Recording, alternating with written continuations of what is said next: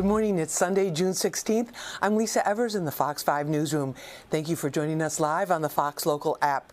A terrifying Saturday afternoon after a gunman opened fire on families playing in a splash pad in a Michigan suburb.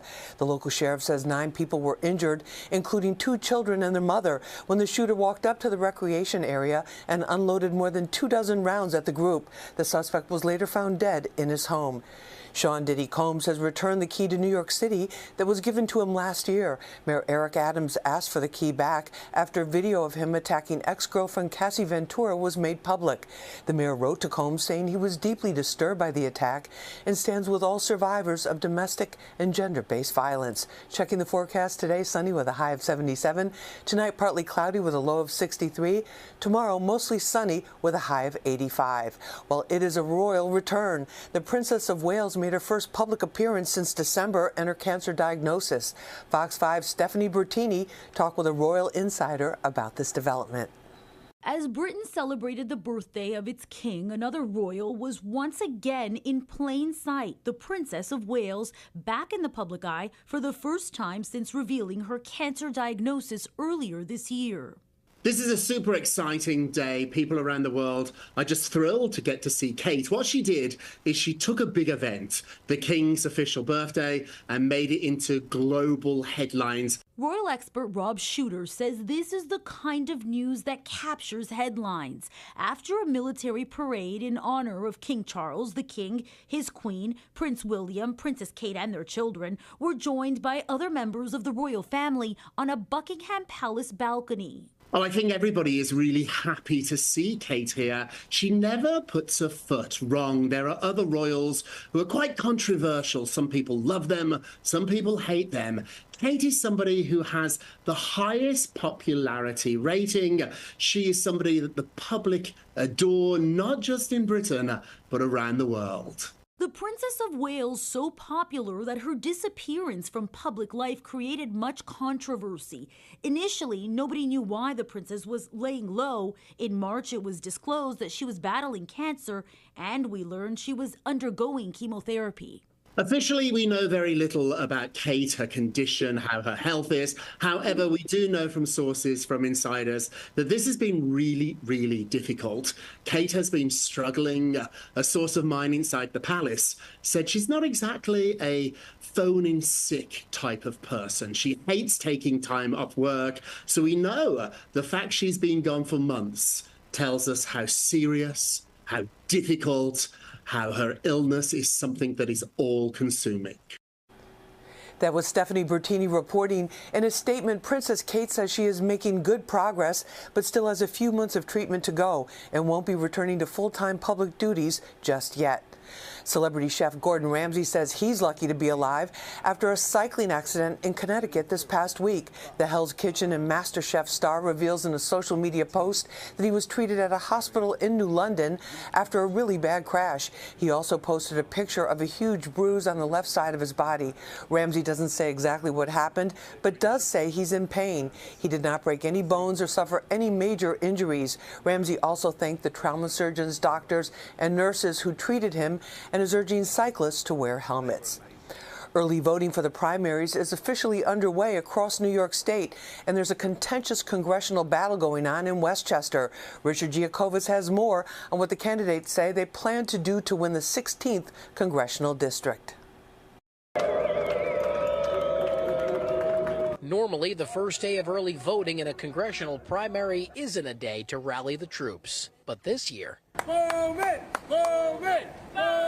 well, this year is different. I've never voted early voting, but today, because this is such an important race, I'm here. It's just a very competitive race, and we wanted to make sure that our vote counted. Voters in the 16th congressional district were pumped up at the polls shortly after they opened this morning in a competitive, high-stakes race. The incumbent, second-term Congressman Jamal Bowman, is facing Westchester County Executive George Latimer in a contentious battle.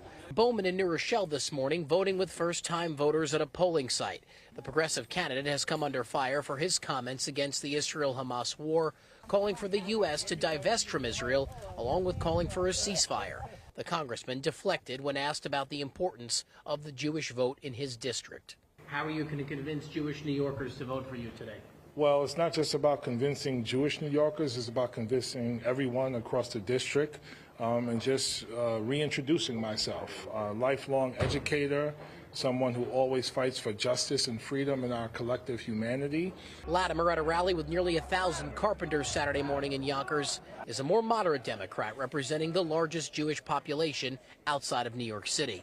The candidate says he supports Israel's right to defend itself and believes that Israeli and Palestinian leaders must come to a two-state solution. Jamal has taken a position on this that's outside the mainstream. He and other members of the squad have this active, aggressive, anti-Israel situation.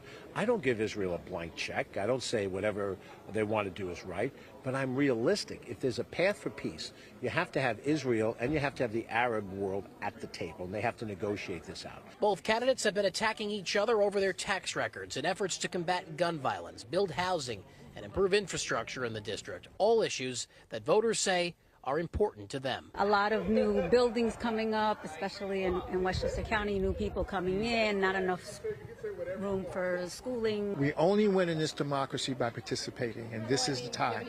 There is no other time. The time is now. Recent polls show Latimer ahead of Bowman nearly 17 points with just 10 days out before primary day. But these candidates say they'll be on the road every day leading up to primary day to ensure voters get to the polls. Primary day set for the 25th. We're in Rybrook. Richard Giacobas, Fox 5 News. A celebration in Harlem in honor of Juneteenth. Juneteenth commemorates the ending of slavery in the United States. This weekend celebration started with a parade, followed by a street fair at 116th Street between 5th and Lenox Avenues. Food, music, and a little double dutch were all part of the event. Such a African-American thing in Harlem. Juneteenth to me seems like freedom. You know, people are free. They are here celebrating because back in the days we went through a lot.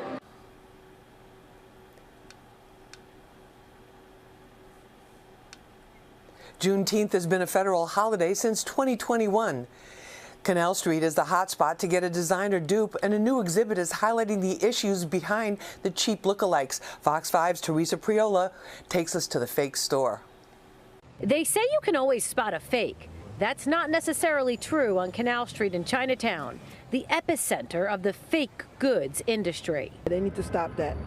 Spend your money. If you want something good, spend your money. That's the way I do it. It's such a big problem, the luxury reseller and authenticator, The RealReal, is putting the fake stuff on display in a fake store in the hopes of getting you to stop and think about purchasing that knockoff item. The way it is set up, it gives the illusion that it is probably not fake items. In the last 13 years, we've caught over 250,000 fake items, and this is just a small representation of what we happen to have on hand at this time. It's easy to discount the knockoffs by saying, well, what's the big deal? But the data shows there is real harm. The bags are often made from toxic materials in unsafe working conditions, and sometimes they're run by syndicates, funding illegal firearms, narcotics, or even terrorism, not to mention the theft of intellectual property. We're all asking ourselves that question all of the time, and I think there's a straightforward answer, which is like, you know, what harm does it do to put this stuff in the world? And then I think there's a bigger existential question, which is what is authenticity? Why does it matter? What does it mean to us in our daily lives? And we're really looking to start a conversation around that. The RealReal has posted a QR code on the door, which has some of the info on how you can spot a fake and the multi-trillion-dollar industry that surrounds it. They will also be collecting fakes a few times during the exhibition's summer run. We'll take them, we're going to deconstruct them, and we are going to upcycle them. In addition to scanning this QR code that's here on the exhibit, the folks at The RealReal tell me if you're looking for an easy way to figure out if your handbag is real while you're at home, check the hardware. Make sure everything lines up and that it's perfectly placed. In Chinatown, Teresa Priola, Fox 5 News. With less than 2 months until the Summer Olympics in Paris, there are concerns after a new report shows that the Seine River has unsafe levels of E. coli. The river is the site of several swimming competitions throughout the Games. An executive from the International Olympic Committee says they expect it will be safe by the time of the races. Checking the forecast once again, today sunny with a high of 77. Tonight partly cloudy with a low of 63. Tomorrow mostly sunny with a high of 85. And that does it for us this morning. I'm Lisa Evers. Have a great day. And remember, Fox 5 is always streaming on the Fox Local app.